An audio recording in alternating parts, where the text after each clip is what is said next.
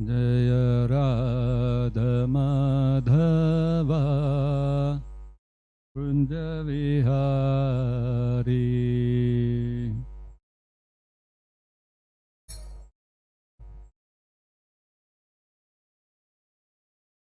जय राधा माधवा कुंज विहारी।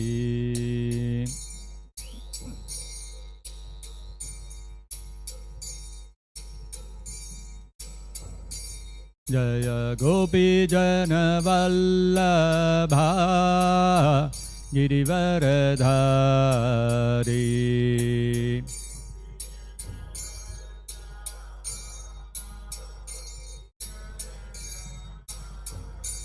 जय गोपी जन वल्लभा गिरिवरधारी।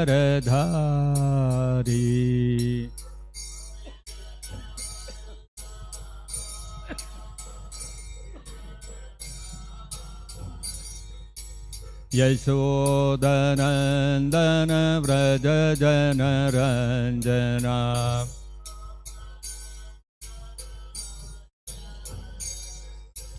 यशोदनन्दन व्रज जनरञ्जना।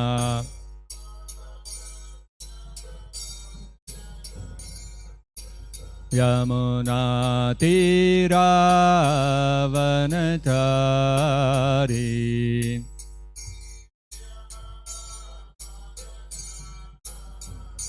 यमुना तीरावनचारी।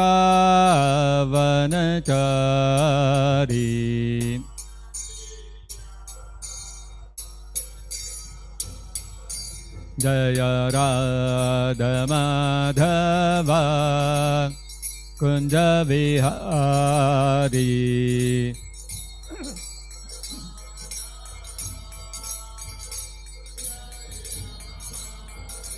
जय गोपी जन वल्लभा गिरिवरधारी।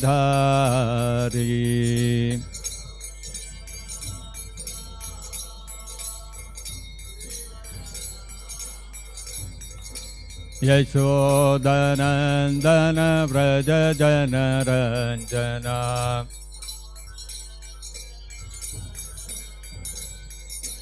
यमुना तीरावनचारी।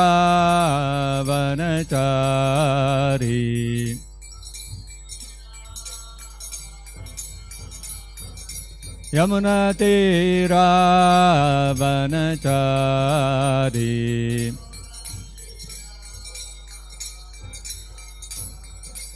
जय राधा माधवा कुंज विहारी।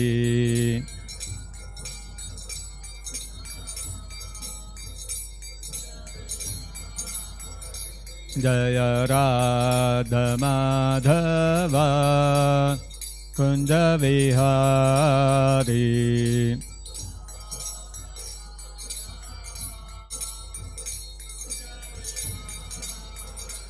जय कृष्ण रुक्मिणी जय सत्यभामा। कृष्ण रुक्मिणी जय सत्यभामा।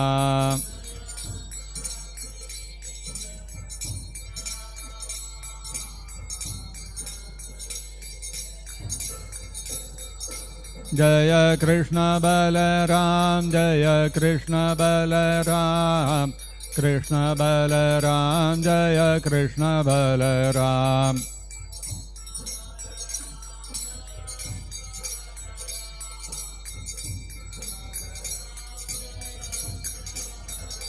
जय गौरनिताय जय गौरनिताय। गौरनिताय जय Gaur Nitai.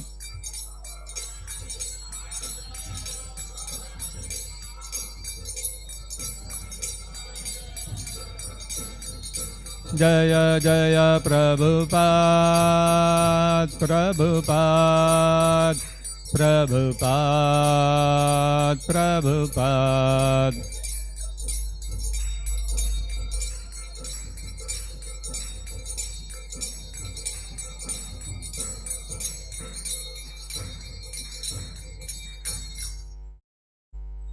Jai Mishapad Paramansa Parivrajakatere Ashtottara Shata Shri Srimad Divine Grace A.C. Bhaktivedanta Swami Srila Prabhupada Ki Jai. Jai Mishapad Paramansa Parivrajakatere Ashtottara Shata Shri Srimad Divine Grace Srila Bhakti Siddhanta Saraswati Goswami Maharaj Ki Jai. Ananta Koti Vaishnava Vrinda Ki Jai. Prem se kaho Shri Krishna Chaitanya Prabhu Nityananda Shri Advaita Gadadhari Sivasadi Gaura Bhakta Vrinda Ki Jai. ग्रंथराज श्रीमद्-भागवतम की जय। श्री श्री कृष्ण रुक्मिणी सत्यभामा की जय। श्री श्री कृष्ण बलराम की जय। श्री श्री गौर निताय की जय। जगत गुरु श्री प्रभुपाद की जय। निताय गौर प्रेमानंदे हरि हरि बोल। ओम नमो भगवते वासुदेवाय। ओम नमो भगवते वासुदेवाय। ओम नमो भगवते वासुदेवाय।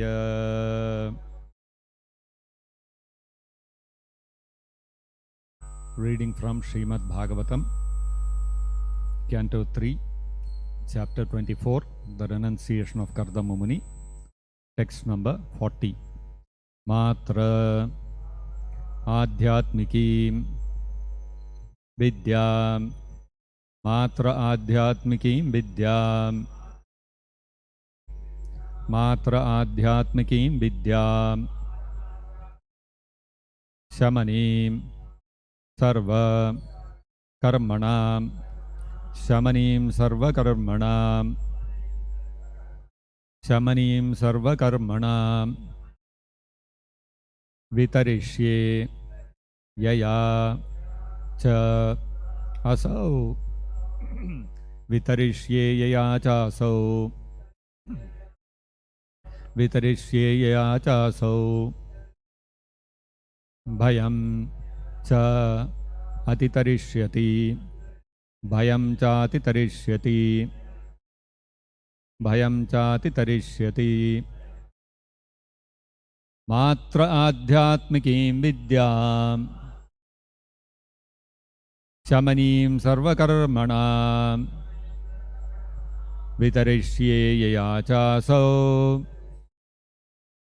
भयं चातितरिष्यति मात्र आध्यात्मिकीं विद्यां शमनीं सर्वकर्मणां वितरिष्ये यया चासौ भयं चातितरिष्यति।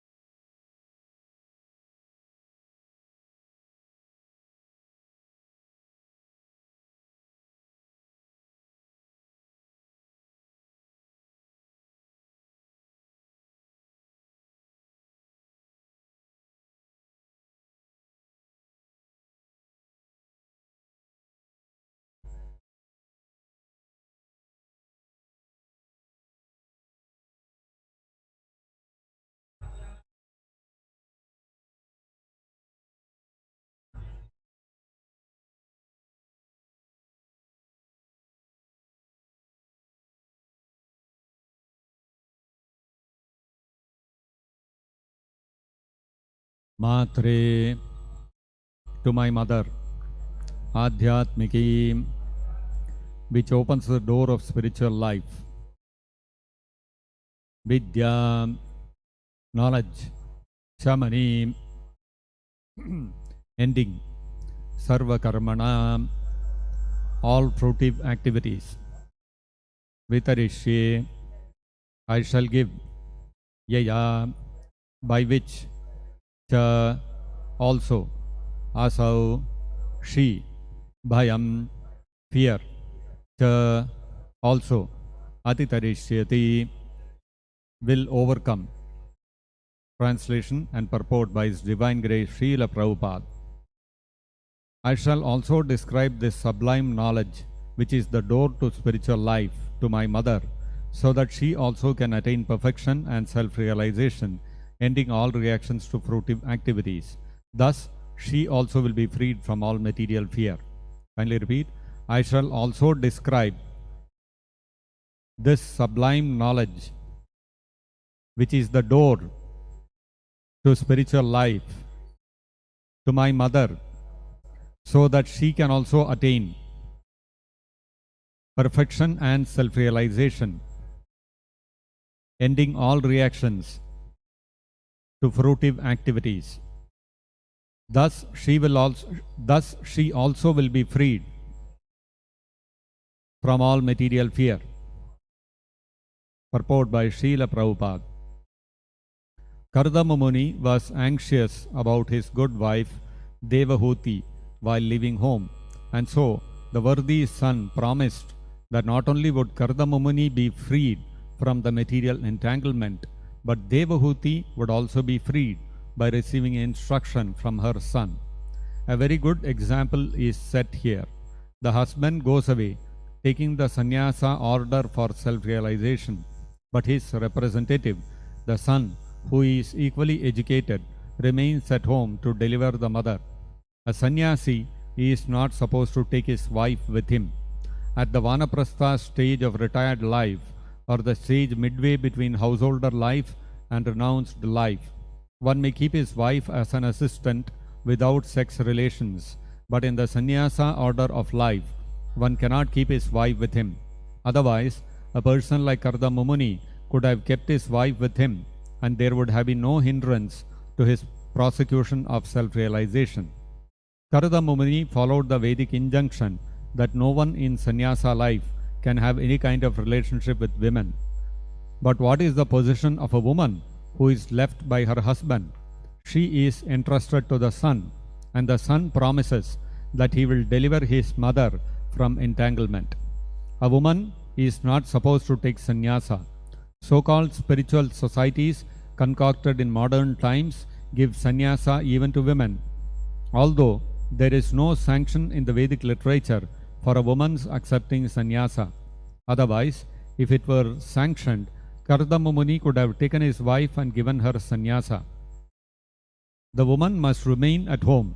She has only 3 stages of life: dependency on the father in childhood, dependency on the husband in youth, and in old age, dependency on the grown-up son, such as Kapila. In old age, the progress of woman depends on the grown-up son. The ideal son, Kapila Muni, is assuring his father of the deliverance of his mother, so that his father may go peacefully without anxiety for his good wife. Thus ends the Bhaktivedanta purport. Om Ajnana Timirandhasya Jnananjanashalakaya Chakshurunmilitam Yena Tasmai Shri Gurave Namaha. Namo Vishnupadaya Krishna Presthaya Bhutale Srimate Bhaktivedanta Swaminiti Namine. Namaste Saraswate Deve Gauravani Pracharine Nirvishesha Shunyavadi Pasyatya Deshatarine. Jaya Shri Krishna Chaitanya Prabhu Nityananda Shri Advaita Gadadhara Shri Vasadi Gaura Bhakta Vrinda. Hare Krishna Krishna Krishna Hare Hare, Hare Rama Rama Rama Hare Hare. Mukam karoti vachalam pangum langhayate girim yat kripatamaham mande Shri Gurum Dinataranam. Last week, a hurricane struck Greece, that part of the world around Greece, because Greece is on the coastline along the ocean, and from Greece it was moving to various other places also. Along the same coastline, certain portions of Libya are also situated. On the coast, on the sea beach, like we are on the sea beach. Chennai is on the sea beach. Like that, in Libya, there is one city called Derna. And this Derna is on the beach, and it's a small city, not like Chennai. Chennai has got a population of over 2 crores. Derna has a population of about 1.5 lakhs. very small city. That Darna city, there is a river which runs through that city and then goes into the ocean, the Mediterranean Sea. Now that river in Libya, what they have done is in 1970, around 1970, that's about 53 years ago, they had built a dam across the river. It's normal. Every country, whenever there are rivers, they build dams to conserve the water which can be used for the population of the country or the city or whatever. So they built a dam across the river, and then they thought, the engineers of that time, they were quite cautious. They thought, suppose there is some danger to this dam. This dam is holding a lot of water, and this river is flowing through this Darna city. So in future, suppose there is some leak in the dam, or suppose the dam collapses or anything like that happens, there should be some protective plan. So they built one more dam a little further downstream. So in case there is some problem with the first dam, the second dam will take care. That was their thinking, foresight. Now when this hurricane struck in Libya also, the government, they announced to the people, the citizens of Darna also, that there is this hurricane which is coming, there is going to be heavy rains, and the sea is going to be very rough. So everybody should stay at home, nobody should venture out, don't go into the sea, don't go out of your homes, stay in the homes only. So heavy rains, it was a big downpour, when there is a hurricane, how it is. And everybody had taken shelter in their homes, they were all sleeping. At about 2:30 or something like that in the morning, early morning hours, late in the night, people were all sleeping in their homes. The rain was so much that the river flooded, and the dam which was holding the river, it could not hold the water anymore, and the dam collapsed. The dam burst open and the water started gushing out. There was a second dam. The water came with such force that the second dam also burst open.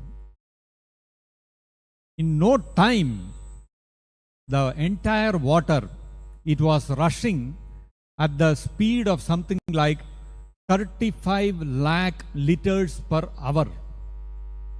That was the kind of volume of water that was gushing, you can imagine. 35 lakh liters of water, huge quantity. So in Darna city, one man and his mother, they were sleeping in the home. Suddenly they found water started rising in their home. And within seconds, before they could do anything, they found that their whole house is being washed away in the water. And he and his mother are also being washed away. They couldn't do anything. Somehow, fortunately for them, as they were being washed away, they managed to catch on to one building in the path of the water. He and his mother went into that building, and it was a multi-storied building. So they quickly started climbing the stairs and going up because water is coming. And this man was recounting later, he survived the flooding. By the time the both of them climbed to the second floor of the building, by the fourth floor of the building, 4 floors if you have to climb, it may take hardly a minute's time. I'm sure they would have been running up the stairs. So probably in a minute or maximum 2 minutes, they would have covered the entire 4 floors. He says by the time we reached the fourth floor, the water had risen to the second floor of the building. And he and his mother looked out of the building. They heard screams of people. People were screaming. And they looked out of the window. What they saw, people getting washed away. Cars getting washed away. Trucks getting washed away. Buses getting washed away. Buildings getting washed away. And somehow they climbed to the top of the that building. It was an old building. It was abandoned. Somehow that building withstood this the water coming forward. It was like a great wall of water which was pushing everything in its path out of the way. And then this went on for some time. And after some time, the water started receding. It started reducing. And by the time the water receded, everybody says the place looked like as if some war had happened there. Buildings were flattened. Vehicles were all washed away into the sea. People were washed away. Everything in its path was flattened. Everything was decimated in a very short span of time. So somebody was saying that some of the media reports, they were saying it looked as if a steamroller had passed through that place and flattened everything in its path. Imagine a city, if it has to be flattened, how many months it will take. If you put a steamroller, it will take months together to flatten the city. For this water to flatten the city, it took how much time? It did not take months, it did not take weeks, it did not take days, it did not even take one day, it did not take even a few hours. That man who survived getting into that building, he was recounting that he and his mother, they were sitting on that building, and it looked like almost 1 year had passed, because they are watching everything is getting washed away, and they don't know when the building they are sitting upon, when it will get washed away. So they are waiting, when will the water come down? The water is not coming down, it is gushing and gushing and gushing. And he said it appeared like 1 year had passed by, so much terror we were going through. But actually, he says, actually it was only half an hour. So in half an hour, the whole city wiped out. And the number of people who have been killed in this, who have died in this catastrophe, the official count is 11,300 as on today, as on yesterday. And they are expecting that more than 20,000 people must have died. Most people were sleeping in their homes, and the water just came and within seconds finished. Half an hour, the city is flattened. So this man, you see, for him, just that it was only half an hour. But that half an hour, because it was so terrifying, it appeared like a 1 full year. And somehow he was fortunate enough, one among the very few people who were fortunate enough to come out alive out of that situation. Eyes gatti irunduchu. His eye was strong, so he survived. Otherwise, more than 20,000 people died. Now you can imagine, as that man was looking out of the window at that building, people screaming in terror. And he also experiencing such fear in his heart. Shri Krishna Rukmini Satyabhama ki. Such fear in his heart, for him 30 minutes appeared like 1 full year. So we can imagine when a person is faced with a life-threatening situation, when he sees that death is very close by, how much fearful a person is. And that is why when he was looking out of the building, when the people were getting swept away, they were all screaming in fear. They were so frightened, so terrified, they were screaming at the top of their lungs. It happens when a person is faced with death. He becomes so fearful, he starts screaming and crying and all these things. So many of us actually don't even know where this Libya is. If I were to share a world map to all of you, point out where is Libya, you will not even know where it is. So we may think, somewhere something happened, some flood happened, poor people, unfortunate people, something happened. But actual reality is what? Every one of us is living in fear. Actually, the Libyans, the people of Derna, were fearful since 1970. That is why they built 2 dams. They built one dam, then they were afraid if the dam bursts, what will happen to the people? They built another dam. So they were taking defensive measures out of fear of life. But all their defensive plans failed. They built one dam, that failed. Another dam they built, that also failed. You see how it is? Actually, all of us, we all are living in fear of death. That is why we take so many defensive measures, right from childhood. When the children, when they are young, they want to play, the parents, they don't allow the children to play. No. You should study. Why? Because only if you study, when you grow up, you'll be able to get a good job, you'll be able to make some money for yourself. Otherwise, how will you take care of yourself? Defense, fear of the future. So you have to get educated because of fear of future. Similarly, a person gets a job. The moment a person completes his education, he is thinking, he is searching, where will I get a job? Or he is thinking, what kind of business, what kind of startup shall I do? Why? Because otherwise I cannot survive. The fear of survival forces us to look for jobs or to start some business. And it doesn't end there. Somebody gets a job or somebody makes a successful startup, it doesn't end there. With that, when we do that, when we get a good paying job or we are able to have a successful startup, the anxiety only increases further, the fear only increases further. Now I have to secure my job, I have to secure my business. Business means I have to bring in investment, I have to ensure that year on year profit goes on increasing. And if I got a job, I should save money. I should save money so that in future when I become old, I'll have some money to fall back upon. I should save money because tomorrow I get married, I'll have children, I have to save money for their future, for their education. So until you got a job, your fear was for yourself. Now your fear has become more. How about my family, my parents, in their old age I have to take care, my wife, my husband, my children, I have to take care of all of them. Fear is only increasing.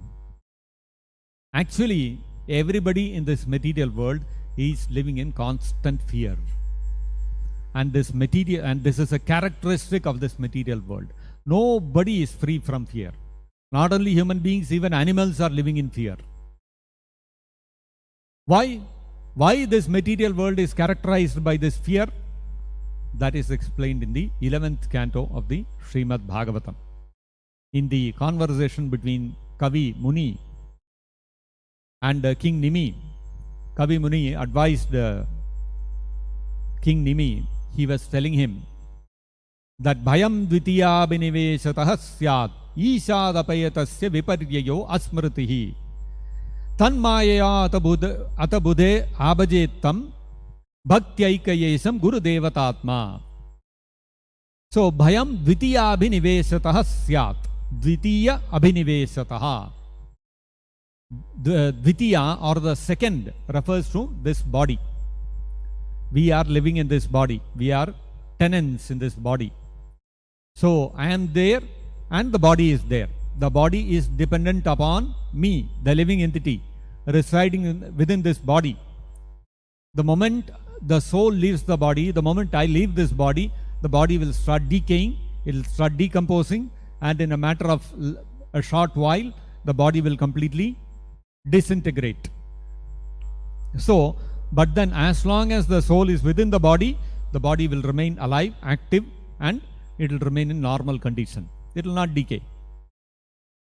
So, this body is secondary. Primary is the soul. We may take excellent care of the body, but if the soul is not there, the body becomes useless. Therefore, the body is secondary, primary is the soul within the body. And therefore, Dvitiya, the body is the second. Dvitiya Abhinivesataha, because we have accepted this body to be ourselves, not understanding the difference between the soul and the body, what happens? Bhayam Dvitiya Abhinivesataha Syad Ishad Apetasya. Because we are in the bodily concept of life, because we are accepting the body as ourselves, Ishad Apetasya, we have turned away from the Supreme Lord Krishna. Ishad apetasya viparyayo asmritihi. And we have forgotten that I am not this body, I am a spirit soul, I am servant of Krishna. On the other hand, viparyayaha, we have taken the opposite conception. Our original constitutional position is what? That I am the servant of Krishna. I am part and parcel of Krishna, as Krishna says in the Bhagavad-gita. Mamaivamso jivaloke jivabhuta sanatana. We are all amshas. We are all part and parcel of Krishna. Krishna is the supreme whole. We are all part and parcel of that Krishna. So we are subordinate to Krishna. We are all servants of Krishna. But what has happened? Because we have taken this bodily identification, what's happening? Viparyayaha. One is asmriti, we have forgotten our relationship with Krishna. We have forgotten that I am this spirit soul, I am not this body. And on the other hand, viparya, we have taken the opposite conception, that I am not the servant, I am the master of everything I survey. I take up a position of being the competitor of Krishna. Why? Because Krishna is the supreme enjoyer. Now, because of the bodily concept of life, I have started thinking, I am the body, I am the enjoyer. So we have become competitors to Krishna. Krishna, Ekale Ishvara Krishna. Actually, only Krishna is the supreme enjoyer. Rest, everybody else have to engage in activities for the pleasure of Krishna. That is our real constitutional position. But the nature of our relationship with Krishna is such that if we engage solely in giving pleasure to Krishna, we will also experience wonderful pleasure. This is the reality. But viparyayaha, we have taken the opposite conception and we are thinking, no, I am the enjoyer. I have to manipulate material nature. I will control material nature and I will enjoy. Viparyayo asmritihi. Tan mayaya. Why? Because we have taken shelter of the separated energy of Krishna. Tan mayaya. His maya, Krishna's maya, we have taken shelter of his separated energy. Ataha, therefore, Buddha abhajetam. A Buddha, an intelligent person who does not want to be engaged in such an illusory concept of life, abhajetam, he should engage in devotional service. Abhajet, bhajet. Bhajana means, bhajana kriya means devotional service to Krishna. Abhajet tam, he should engage in devotional service to Krishna. Why? Because out of all this identification with the body, because of which I am thinking I am the enjoyer and I am taking the position of being a competitor to Krishna, and I have forgotten my original constitutional position as part and parcel of Krishna, as a spirit soul who has eternal residence in the spiritual world. What happens? Bhayam dvitiya biniveshatah syat. I have taken a position of great fear. I have become greatly fearful. Simple reason. Why? Because this body, the nature of this body is that it has a beginning and it has an end.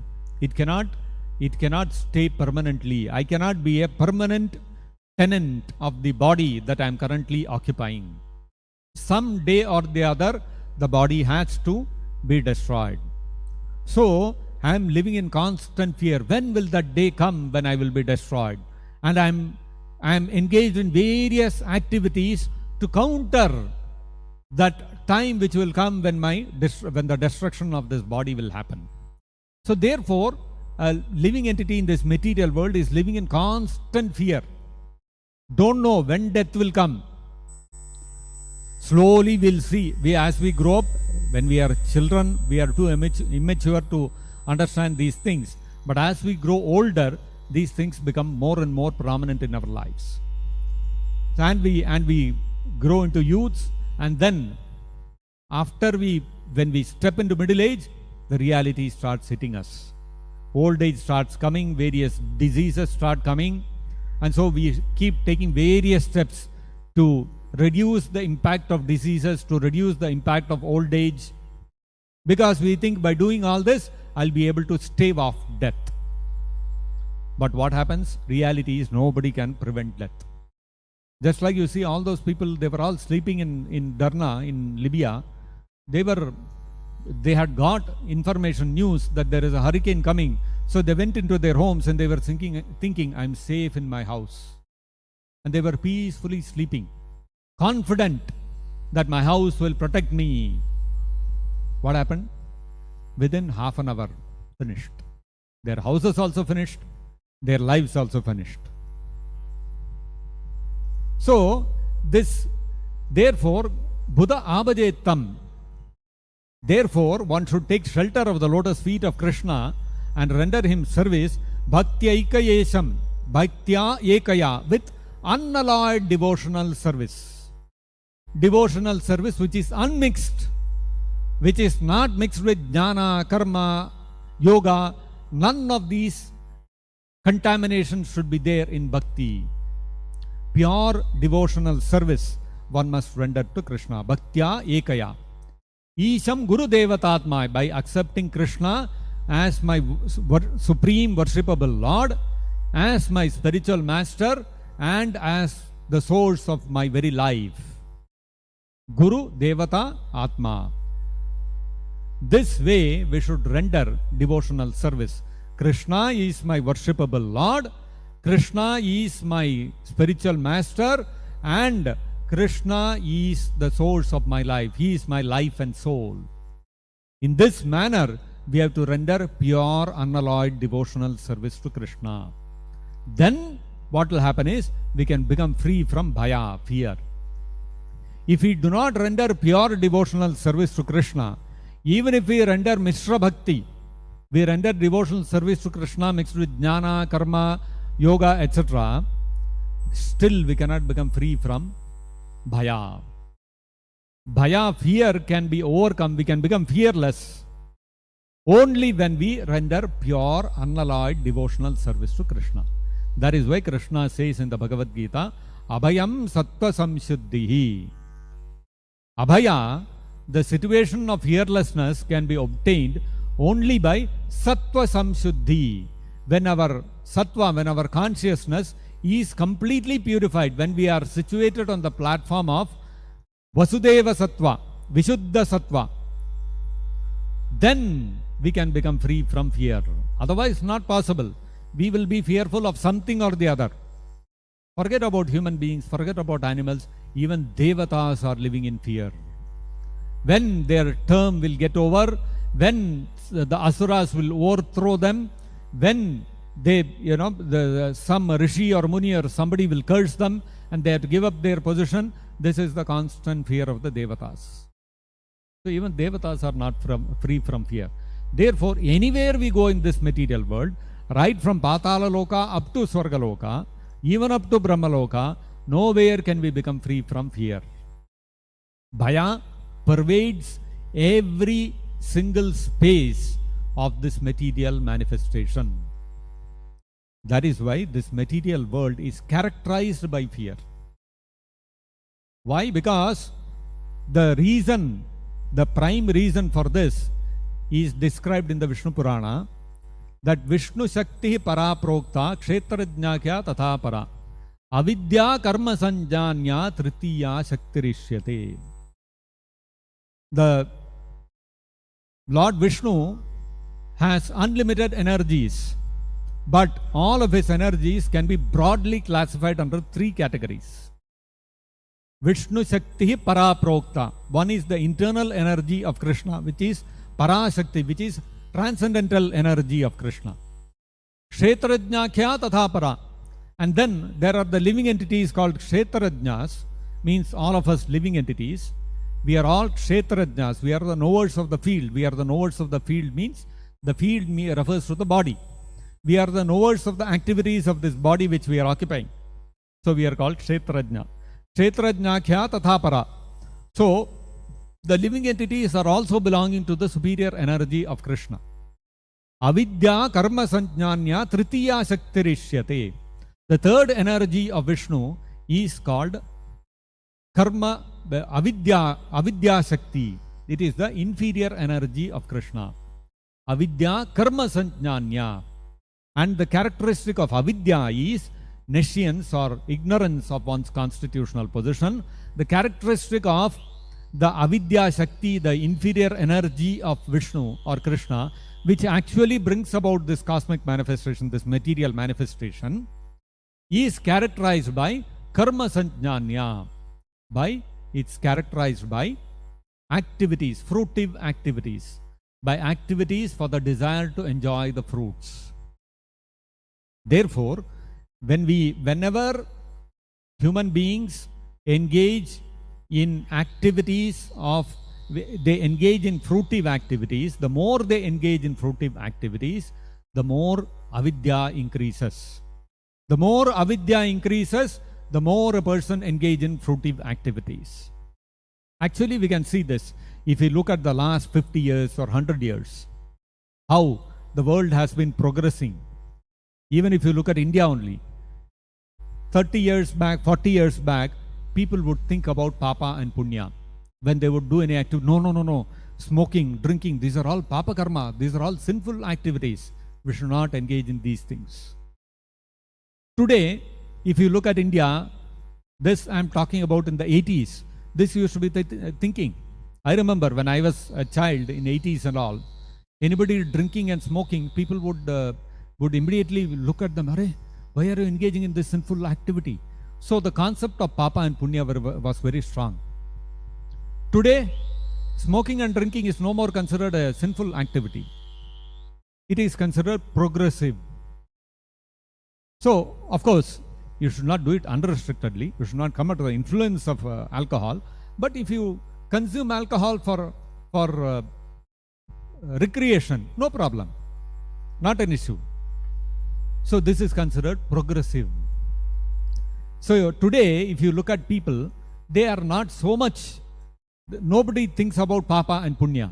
Everybody only thinks how I can freely enjoy myself. So you see, because people have become distanced from spirituality, they no longer think about sinful and pious activities. And because of that, what has happened? India has advanced economically very, very powerfully. So the more you advance in avidya, the more strongly you believe that you are the body, the impetus for karma, fruitive activities increases. The impetus for economic development and sense gratification increases. The facilities for sense enjoyment in India in the 80s was very little. Today the facilities for sense enjoyment are very high. Economic development is, there is so much stress on economic development. Everybody wants to earn a lot of money. Money has become a very powerful driving force in today's world. Why? Because avidya has increased. So when avidya increases, when we become more and more convinced I am the body, I am not a spirit soul, what happens? The quantum and the intensity of fruitive activities increases. And when the quantum of fruitive activities increases like this, what happens? We become deeper and deeper. It is a self-feeding cycle.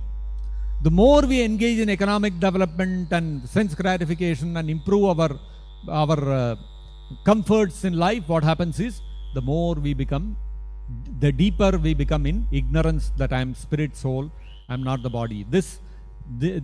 We become distant from this knowledge. We become unaware of this knowledge. And then what happens is, the more we progress in this direction, bhayam dvitiya benivesatah syad. Our fear in this material world will only increase. So, as fear increases, our defensive measures also increase. Our spending on the military has to increase. Our arrangements for medical insurance, multi-speciality hospitals, all these investments also have to increase. And you can see, today there is so many health fads in the society. People talk about, how to have good health, and you do yoga for health, you have naturopathy, you have intermittent fasting. So many things, concepts are keeping on coming up. How to improve your health, to become vegan, this, that, all those kind of things. Why? Because avidya is increasing and people want to take more and more defensive measures. The fear in the society is increasing. As the fear is increasing, our defensive measures are also increasing. Health clubs, going to the gym, having multi-speciality hospitals, having annual checkups of the health, taking medical insurance, all these things will only increase with time, because we are increasing our avidya, our ignorance. And this ignorance is increasing. Why? Because we are increasing our fruitive activities, how to enjoy more and more in this material world. So the more we increase our efforts to enjoy in this material world, the more we will become fearful. And therefore, Kapila Deva, he is informing Kardama Muni that Matra Adhyatmikim Vidyam Shamanim Sarvakarmanam. He is saying, I will give transcendental spiritual knowledge, Adhyatmikim Vidyam Matre, to my mother. And the result of such spiritual knowledge is what? Shamanim Sarvakarmanam. All fruitive activities will end. So, ending all reactions to fruitive activities. Shamana. Shamana means reduction or making nil, ending. Sarva karmanam, all fruitive activities will come to a stop. We will give up our desire to enjoy the results of our activities. This is real spiritual knowledge.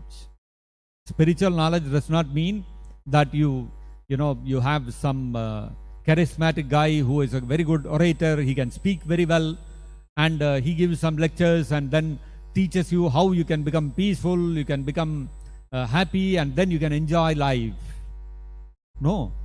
If you are going to a real spiritualist, he gives you spiritual knowledge by which all your attraction for karmic activities, for material activities should reduce, it should diminish, and it should become nil.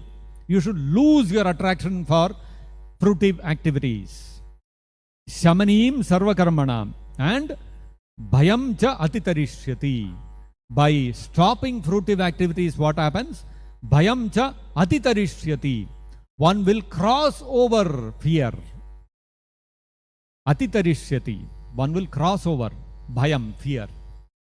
So, this is real transcendental spiritual knowledge, which Kapila Deva is assuring Kardama Muni that he need not worry about his wife, because it is the duty of the husband to give spiritual knowledge to the wife and open the door of liberation for her also.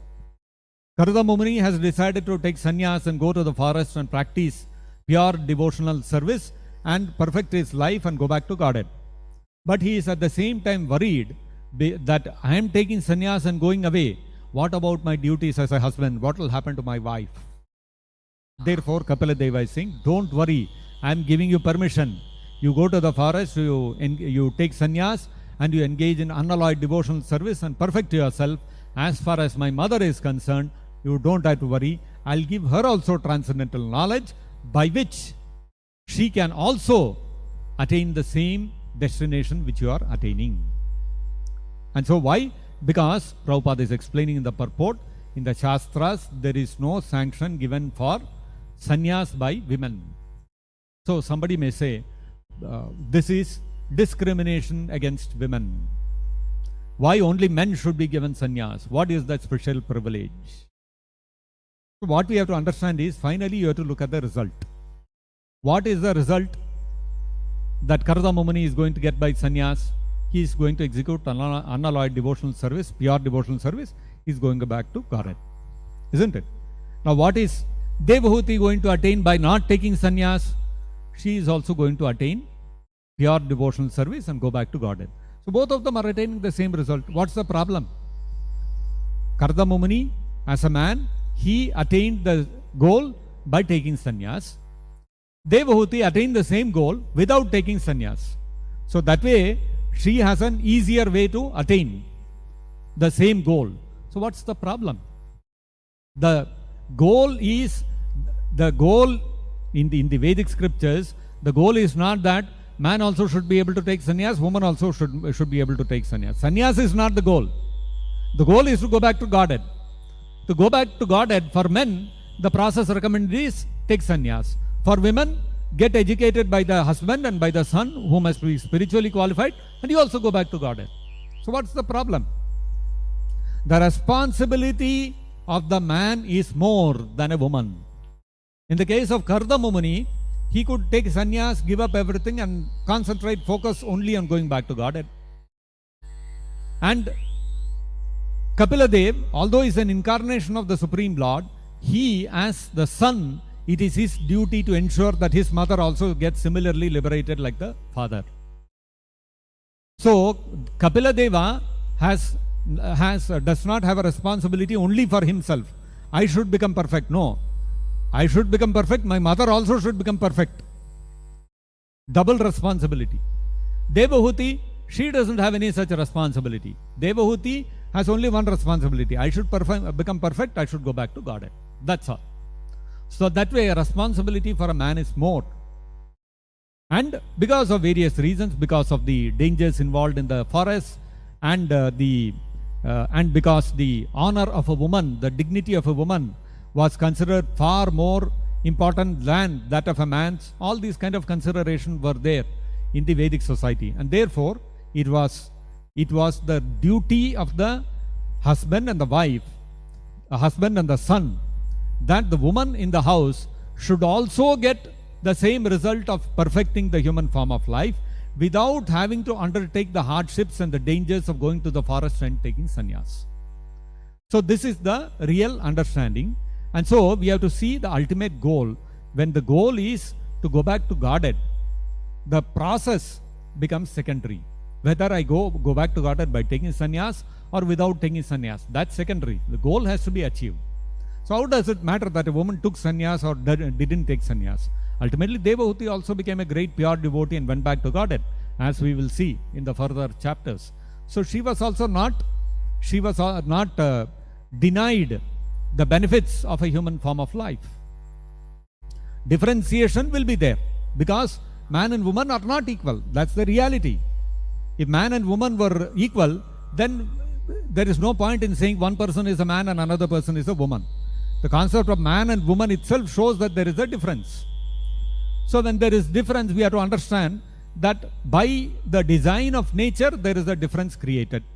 So we have to respect that material nature, and we have to accept this reality, and we have to ultimately see that what is the ultimate goal of human form of life, and whether everybody is able to achieve that irrespective of one's gender. That's important. Now, for achieving that goal, different methods may be prescribed for each of the genders. That is according to the whatever is easily to be performed by the person, by the living entity, by the soul who is encased within the body, and according to the mind and the subtle and the gross body, the mind and the intelligence and the physical body that we have obtained on account of our karma, how to be situated in such a way that I can utilize it very peacefully, comfortably, to achieve the highest goal of life, which is to go back to Godhead. That's the whole goal of life. And the essence of the Vedic scriptures are advised to Devahuti by her son Kapila Deva, and in this manner she also obtained the same transcendental knowledge which was available to her husband Kardama Muni, and she could execute pure unalloyed devotional service and go back to Godhead. Therefore, nobody is denied the benefits of utilizing the human form of life. Nobody is denied the access to Vedic knowledge. The man may go to a Gurukula to learn the Vedic knowledge. A woman may learn it at home from her son or from her husband, and she also gets the same knowledge. So nobody is denied Vedic knowledge. Nobody is denied the access to the highest goal of the human form of life, to develop love for Krishna and going back to Godhead. So these are some of the points which we can understand from the life of Kardama Muni and the instructions of Kapila Dev to Kardama Muni. I will stop here. If there are any comments or questions, we can discuss. Hare Krishna, Prabhu. Hare Krishna.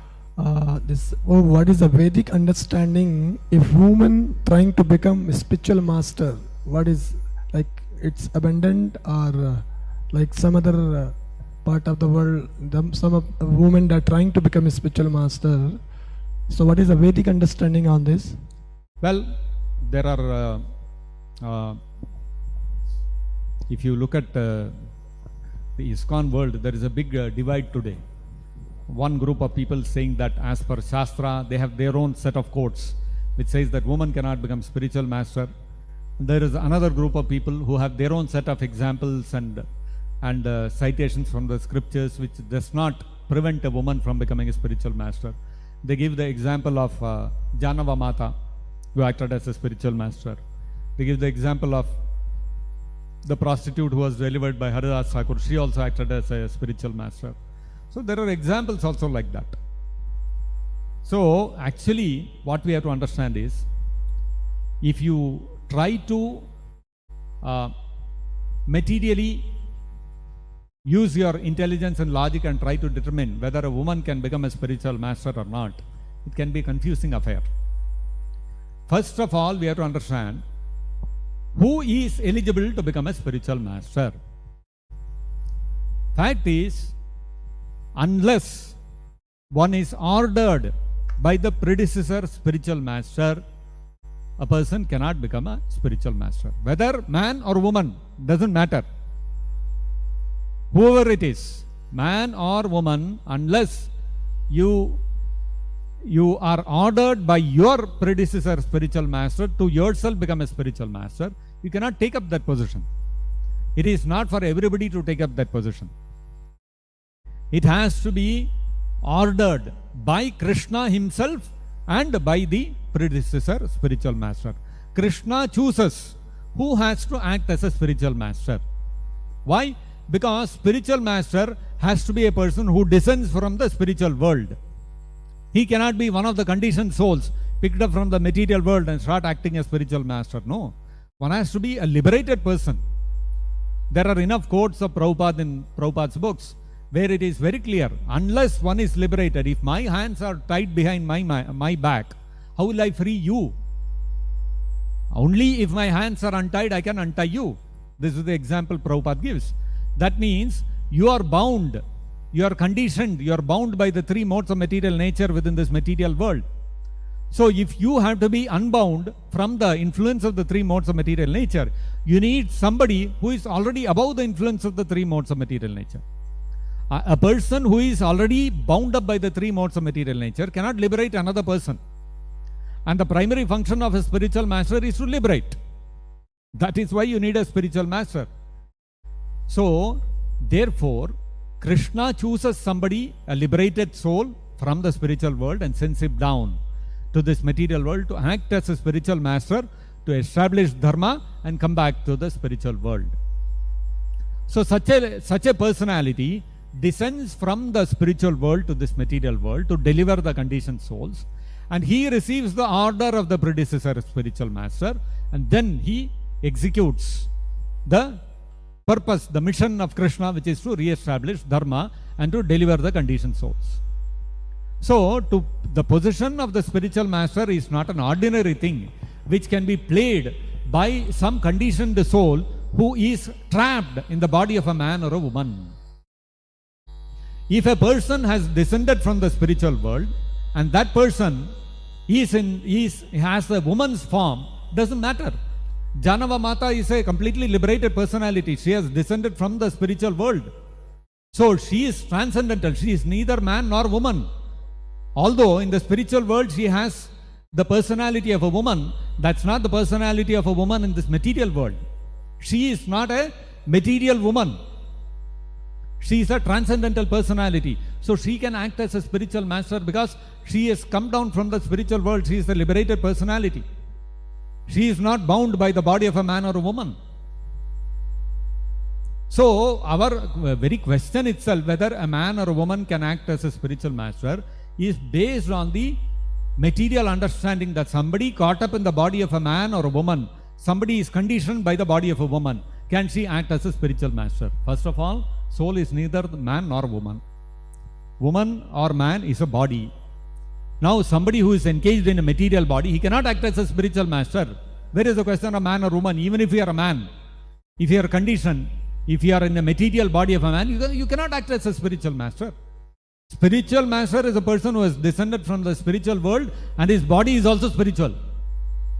He takes on the he may descend as a personality of a man or a woman depending upon his relationship with Krishna. And Krishna's decision to send him as a man or a woman in this material world. But the body he assumes is a spiritual body. So in a spiritual body, where is the concept of man or woman? The personality one may assume spiritually of a man or a woman cannot be compared to the conditioned body of a man or a woman. So the question itself is wrong in the first place. Whether a woman can become a spiritual master. Fact is, nobody becomes spiritual master. One is ordered. And when one is ordered, then one takes on the service of being a spiritual master upon the order of Krishna and the predecessor spiritual master. So, if some personality like Janava Mata is there and she has been ordered by Nityananda Prabhu to act as spiritual master, she will act because she has come for that purpose. So that's how we have to understand. So we should not get caught up in the debate whether woman or man or all these kind of things. They are all coming from a material perspective, from the material bodily concept of life. That's the way. That's one way of looking at it. In fact, somebody, I was mentioning the beginning about this divide in ISKCON between two groups. So some comments were going on between these two groups. Some arguments were going on. Somebody sent me a clip. I just happened to see that. So one person is saying that women like Janava Mataji might have played the role of a spiritual master, but they were on the platform of bhava. Therefore, if somebody is on the platform of bhava, whether man or woman can act as spiritual master. But today's women in ISKCON are all not on the platform of bhava to act as spiritual master. Therefore, we cannot allow. So another person is responding, woman, if she has to become spiritual master, she has to be on the platform of bhava. If man in ISKCON has to become spiritual master, even if he is on the platform of kama, no problem. Because so many, all these self-appointed gurus, they are all becoming gurus and falling down. So naturally, and all of the fall downs are on account of kama. That means they were never on the stage of bhava. So one rule for men, one rule for women. So you cannot have that, no.